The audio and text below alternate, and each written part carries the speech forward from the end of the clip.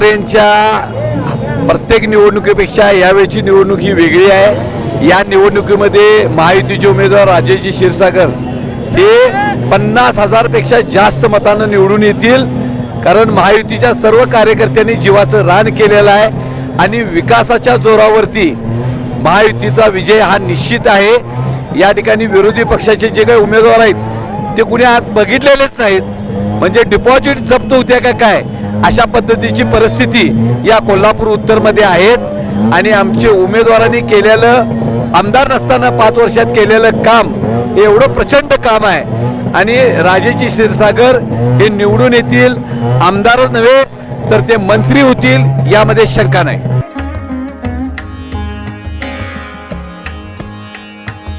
सणासुदीचा आनंद द्विगुणित करा वारणा उत्पादनांसोबत। वारणा श्रीखंड, तूप, दही, दूध, लस्सी, बटर, चीज आणखी बरंच काही। सणासुदीच्या काळात शुद्ध आणि सात्विक वारणा उत्पादने घरी आणा।